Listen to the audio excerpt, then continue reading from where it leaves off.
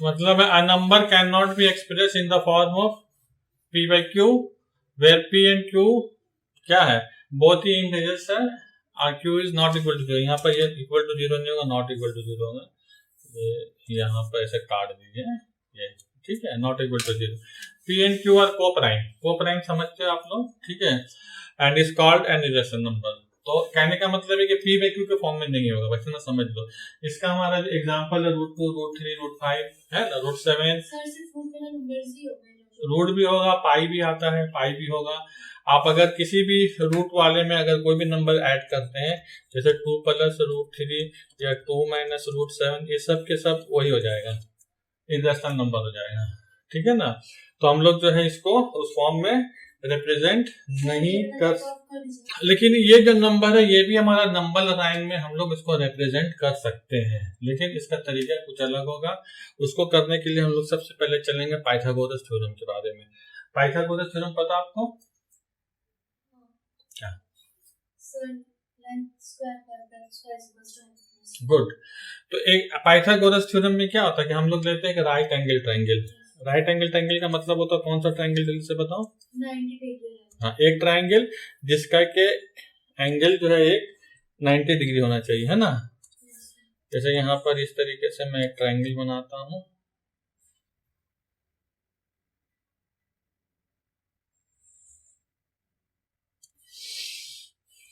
ठीक है। ये जो हमारा एंगल है दिस इज आवर 90 डिग्री, ठीक है ना। तो ये हमारा हो गया base, this is called our base, है ना। और ये वाला हो गया क्या बोलते हैं इसको, एल्टीट्यूड या हाइट, नहीं हाइट भी बोल सकते हैं,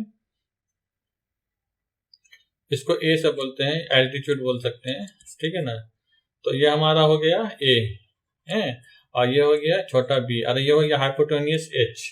तो पाइथागोरस थ्योरम के मुताबिक होता है कि एच स्क्वायर माने या ए स्क्वायर प्लस बी स्क्वायर बराबर होगा एच स्क्वायर के। ये बात समझ में आ गया आपको? तो इसको हम लोग बोलते हैं पाइथागोरस थ्योरम। अभी हमको मान लीजिए कि एक नंबर लाइन है, this is our number line, this is our number line. तो हम लोग तो नंबर लाइन में देखा बहुत सारा नंबर को रिप्रेजेंट किया था, लेकिन अगर मेरे पास √2 है, अब कैसे करेंगे पता? तो हमको निकालना है, देखिए इसको √2 को हमको इसमें रिप्रेजेंट करना है। अच्छा, ये √2 जो ये हमेशा पॉजिटिव है, कंसीडर करके चलते ये पॉजिटिव है, ये पॉजिटिव नंबर है। तो पॉजिटिव नंबर मतलब 0 के बाद ही कहीं पर आएगा, ठीक है। तो इसके लिए हम लोग क्या करते हैं, अगर a का वैल्यू 1 और b का वैल्यू 1, मान लो a का वैल्यू 1 सेंटीमीटर है और b का वैल्यू भी 1 सेंटीमीटर है, तो यहाँ पर क्या हो जाएगा 1 square plus 1 square is equal to हो जाएगा h स्क्वायर। तो h इज इक्वल टू क्या हो जाएगा, √2 होगा। समझ में आ रहा है ये चीज? अब ये √2 जो है this is equal to h हमारा क्या है, दिस इज। तो हम अगर मान लेते हैं कि यहाँ पर हमारा यहाँ से यहाँ तक का जो हमारा डिस्टेंस है this is our 1 centimetre, this is our 1 centimetre. तो हम लोग क्या करेंगे, यहाँ पर एक ट्रायंगल बनाएंगे जहां पर ये 1 सेंटीमीटर होगा बेस और हाइट भी होगा 1 सेंटीमीटर, तो उसका हाइपोटेन्यूस आ जाएगा √2। तो हम लोग क्या करेंगे अभी यहाँ पर, यहाँ से इस डिस्टेंस को लिया, ठीक है ना, और इसको हम लोग फिर इस जगह पर रखेंगे,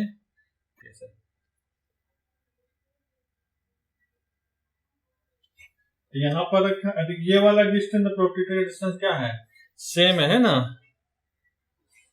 सेम समझ में आ रहा। अब यहाँ से एक आर्क खींचेंगे, एक आर्क इस तरीके से खींच लिया, ठीक है, एक आर्क खींच लिया। अब यहाँ से एक 90 डिग्री हम लोग बनाएंगे, ठीक है। तो 90 डिग्री हम डायरेक्ट स्केल का ही ले लेते हैं,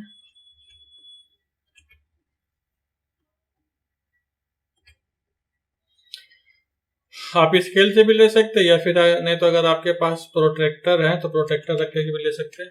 आप अगर प्रैक्टिकली करना चाहते हो तो you should use your protractor, ठीक है ना। इस प्रोट्रैक्टर को हम लोग क्या करेंगे, यहाँ पर सेंटर में रखेंगे, इस तरीके से रखेंगे ना सेंटर पे, और यहाँ पर एक पॉइंट ले लेंगे 90 डिग्री में। देखिए ये हमारा आता है 90 डिग्री, ठीक है। 90 डिग्री पे हम क्या करेंगे, यहाँ पर एक पॉइंट ले लेते हैं, ठीक है ना। उसके बाद में प्रोट्रैक्टर को हटा देते हैं, इसको हटाइए, स्केल यहाँ पर रखेंगे ऐसे इसके, ठीक है ना, रखेंगे और एक लाइन खींचेंगे।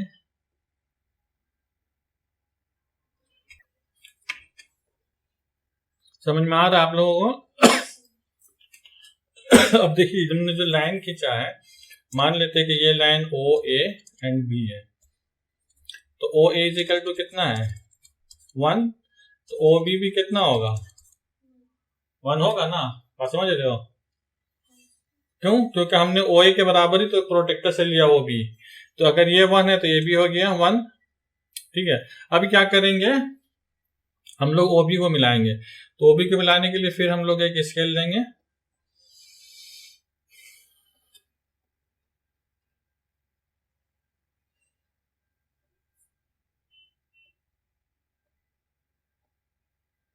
इस तरीके से ले लेंगे, तो लाइन मिलाएंगे ना, उसके बाद एक लाइन यहां से खींचेंगे, ठीक है।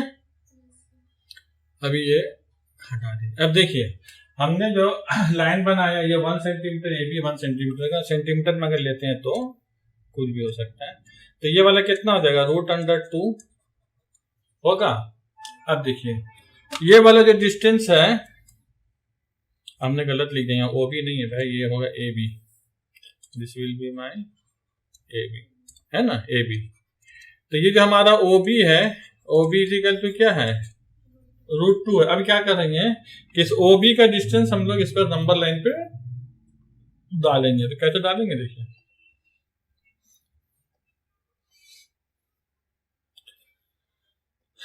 कंपास को यहाँ पर रखेंगे, कंपास है ना आप लोग के पास? ये देखिए यहाँ पर इसको इस तरीके से मिला लेते हैं, इसके बराबर। अब क्या करेंगे, इसको लेकर के आएंगे यहाँ पर और एक आर्क मारेंगे, देखिए इस तरीके से आर्क काट लेंगे, ठीक है। अब ये जो हमारा डिस्टेंस हो गया OC, this is our OC। अच्छा मैं इसको जो है ना पूरा बड़ा कर दो तब अच्छा रहेगा, नहीं तो आपको समझ में नहीं आएगा।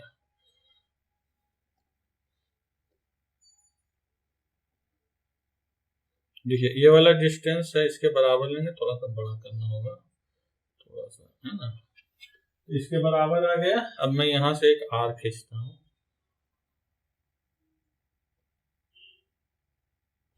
ठीक है। अब ये वाला आर्क मान लेता हूं ये OC है ना, OBOC। अब देखिए OB क्या है हमारा √2 और OB इक्वल टू क्या है OC, तो ये OC हमारा ये पॉइंट क्या आ जाएगा √2 होगा। OB और OC दोनों तो बराबर है, तो ये वाला अगर √2 है तो ये वाला पॉइंट भी तो √2 होगा ना, तो √2 का प्लॉटिंग कर लेंगे हम लोग। यहीं पे हम लोग √2 को क्या कर रहे हैं रिप्रेजेंट कर रहे हैं, समझ में आया?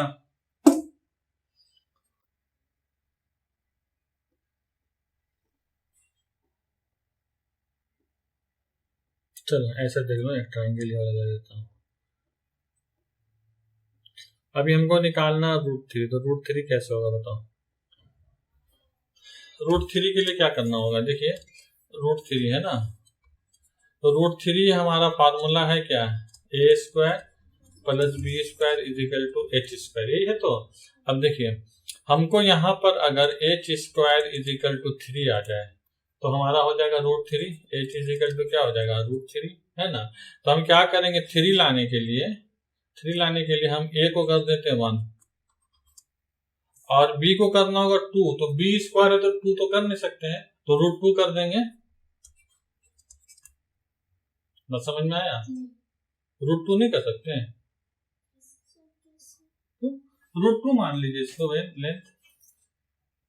हमने यहाँ पर ऑलरेडी √2 निकाल चुके हैं, ये वाला डिस्टेंस जो है दिस इज ऑलरेडी √2 पता हमको। मैं इसको जो कॉपी करके उधर ले जाता हूँ, रुकिए। यहाँ पर देखिए, यहाँ पर जो है हमने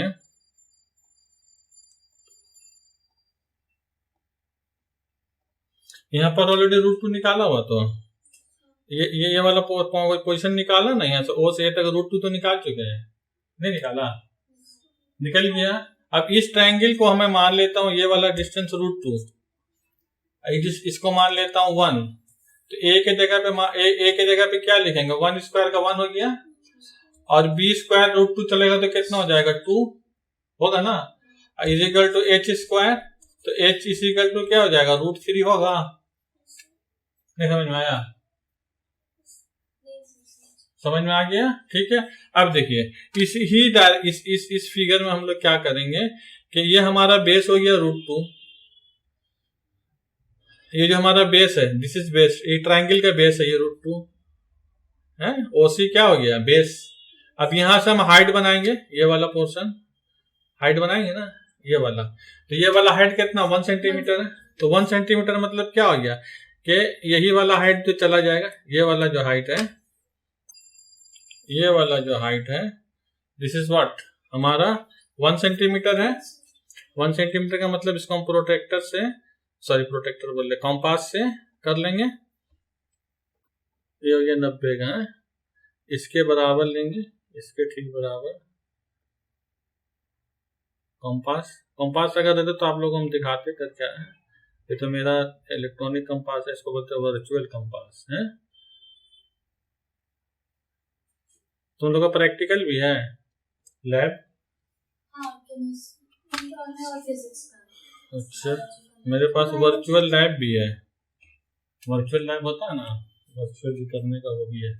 चलो, तो यहाँ पर देखिए, यहाँ समझो मेरे अच्छे समझो, ये जो ओसी है दिस इज आवर ओसी हो गया, देखिए ये वाला ओसी हो गया ना, ये ओसी, ठीक है, और इसको मैं मान लेता हूँ डी, तो ये हमारा हो गया डी, तो ये हमारा सी डी हो गया, ठीक है।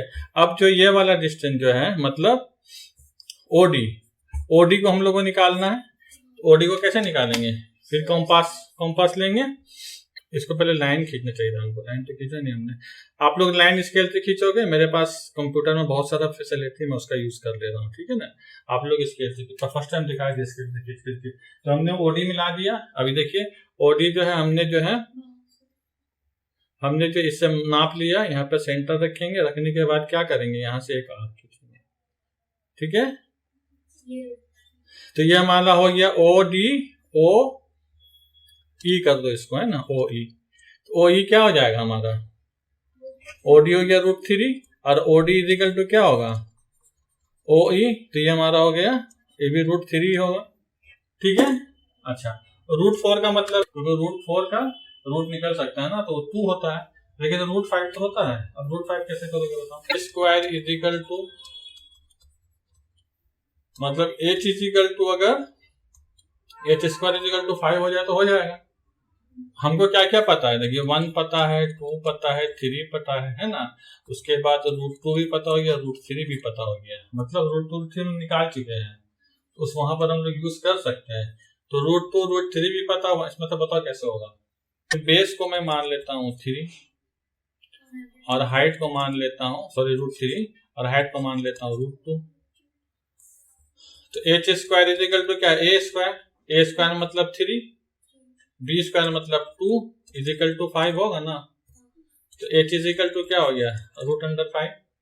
अब ये आप लोग कल करके दिखाना, ये हमको भेजोगे इसमें, किसमें? ग्रुप में, ठीक है। तो यहाँ पर क्या करेंगे हम लोग, देखिए ये हम लोग को पता है, ये वाला पोर्शन कितना? √3, और ये वाला कितना है?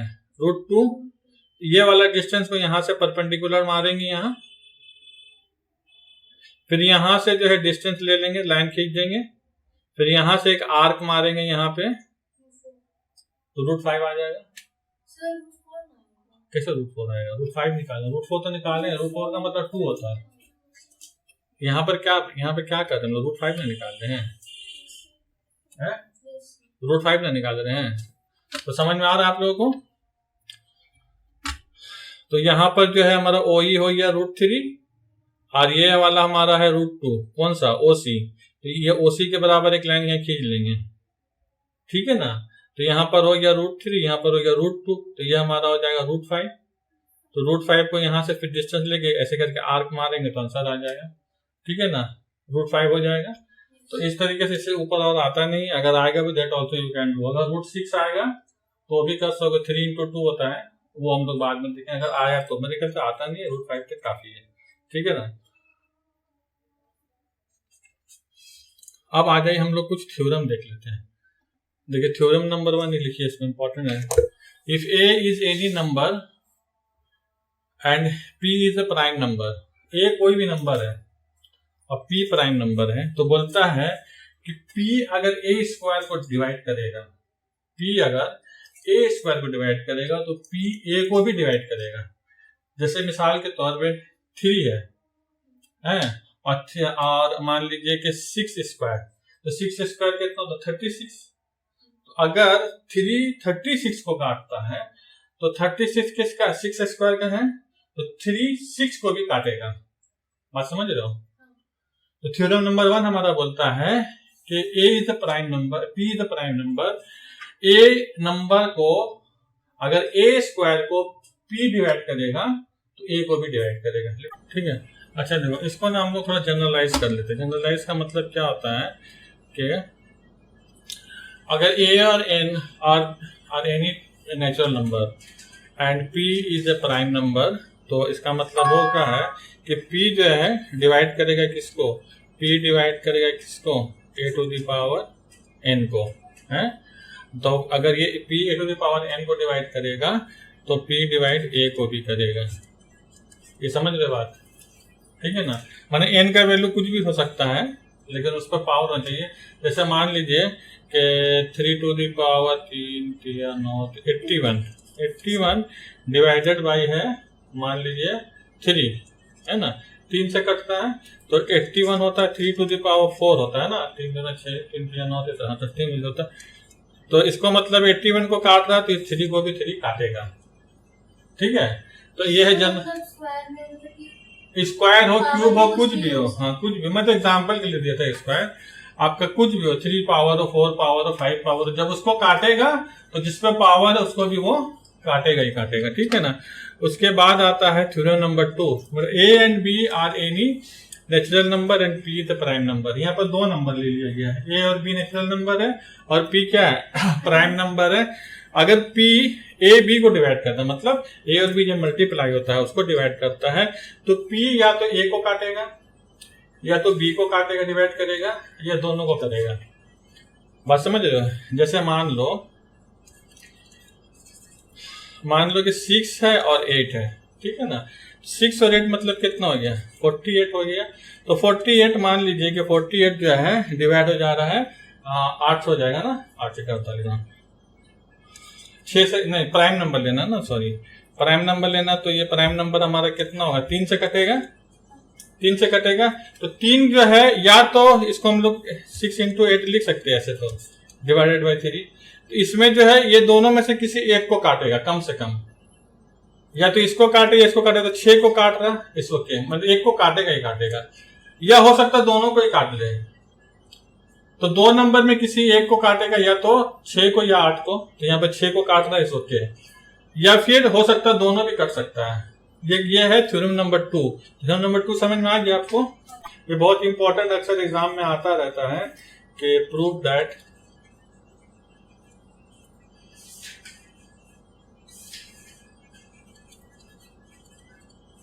√2 is an irrational number।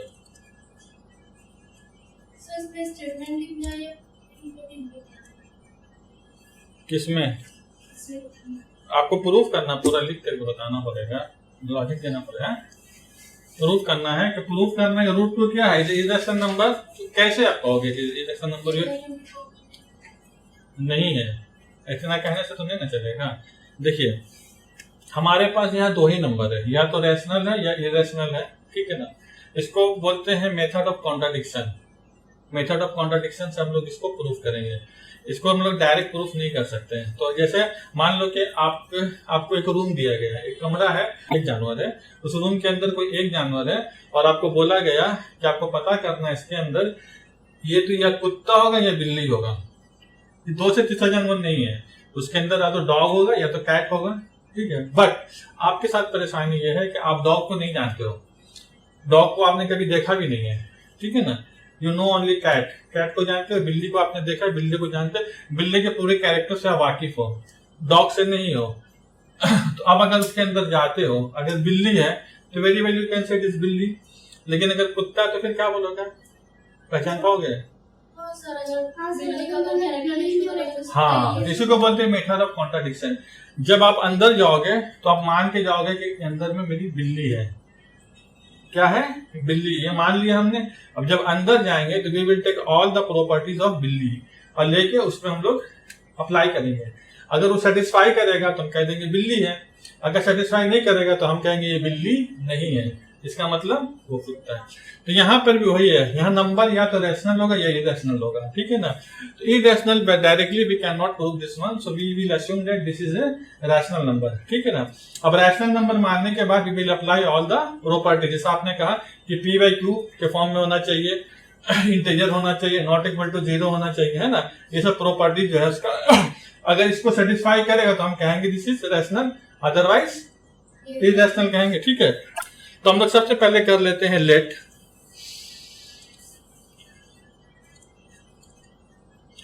√2 be a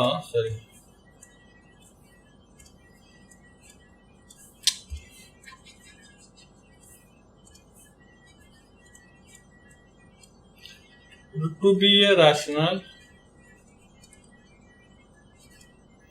number. जब हमने मान लिया कि √2 हमारा क्या है, रैशनल नंबर है, इसका मतलब ये होगा कि √2 हमारा p बाई क्यू के फॉर्म में होगा। जैसे मान लो 5 हमारा क्या है, रैशनल नंबर है, तो ये होता है ना p बाई क्यू, मैंने 5/1 के फॉर्म में होता है, मतलब p बाई क्यू के फॉर्म में होता है ना। उसी तरीके से जब मैंने इसको माना कि ये क्या होगा, तो p बाई क्यू के फॉर्म में होगा, where p and q are, लिख लो, when p and q are integers and q is not equal to 0, सब लिख लो आप। when p and q are integers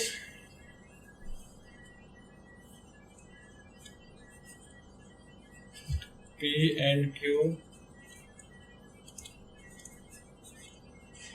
integers, है ना, and q is not equal to 0 and p and q have no common factors,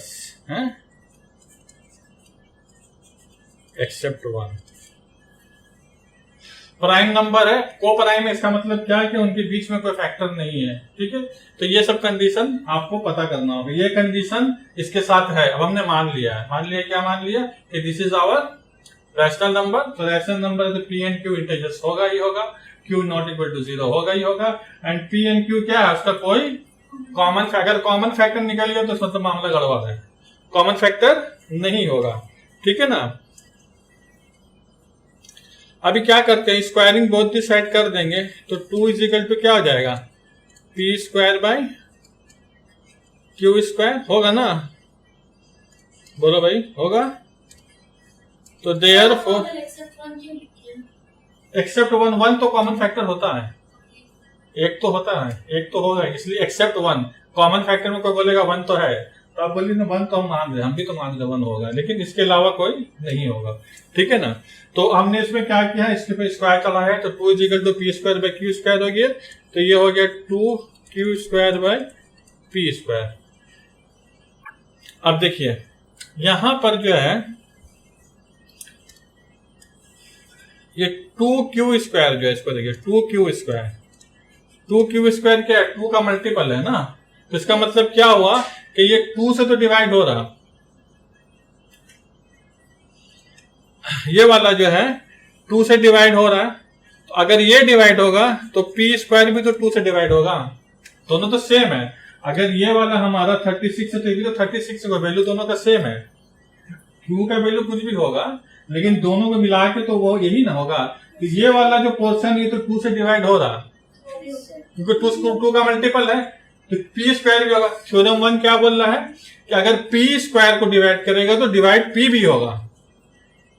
theorem 1 क्या बोल रहा है, theorem 1 बोल रहा है कि अगर p स्क्वायर को डिवाइड करेगा 2 तो P भी डिवाइड होगा, यही तो बोल रहा है। तो यहाँ पर आप लिख सकते हो फ्रॉम थ्योरम 1 लिख सकते हो, या डायरेक्ट लिख लो, या थ्योरम ही यहाँ पे लिख दो, एस 2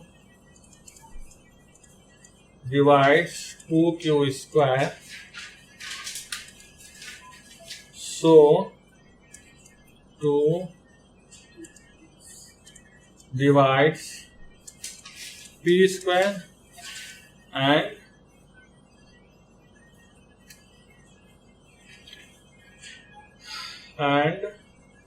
2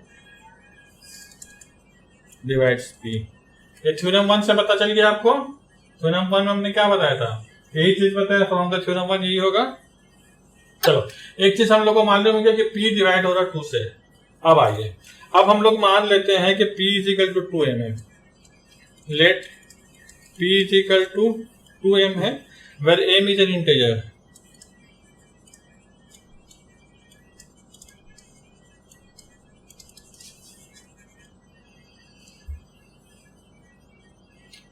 ठीक है, m is what, an integers है।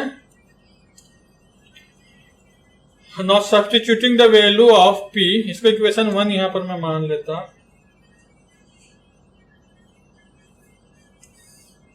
इसको ना इक्वेशन 1 मान लेते हैं। दिस इज आवर इक्वेशन 1 है।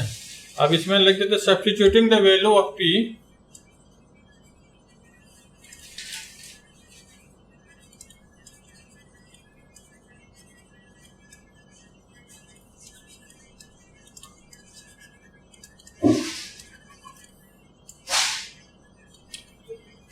अब देखिए यहाँ p इक्वल टू 2m है ना, तो हम क्या लिखेंगे, 2q स्क्वायर के जगह आप लिख देंगे 2m स्क्वायर, 2m स्क्वायर यही होगा ना, और हो जाएगा 2q स्क्वायर होगा।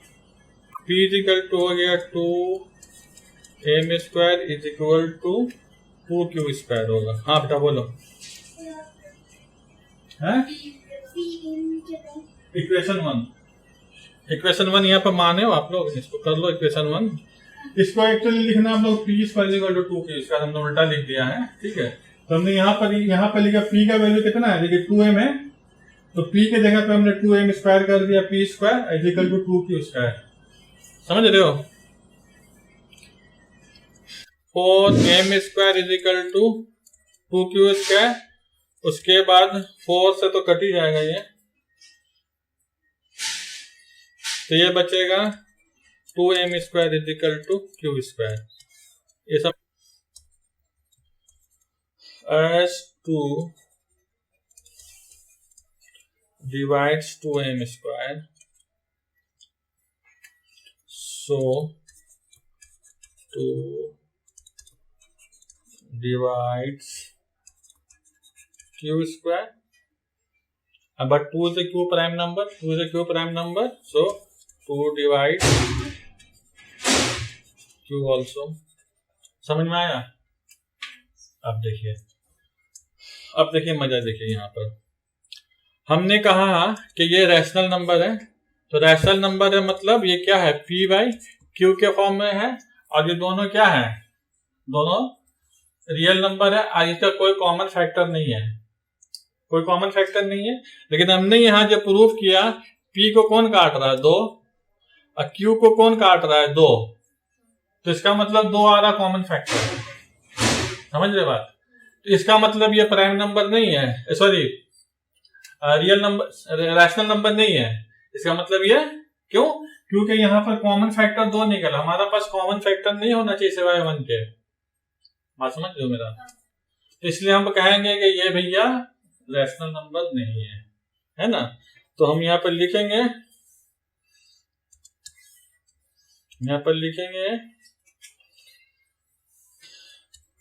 p and q have a common factor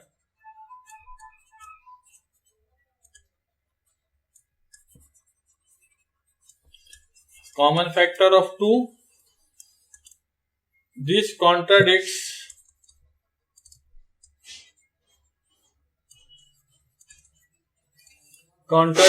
that p P and Q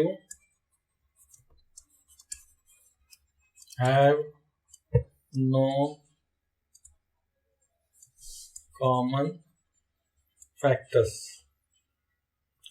यहाँ पे लिख सकते हो except 1. तो hence √2 is not a rational number.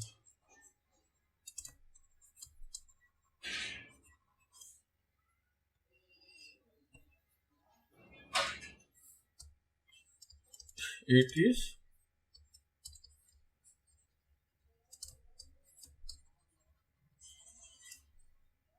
ये हमारा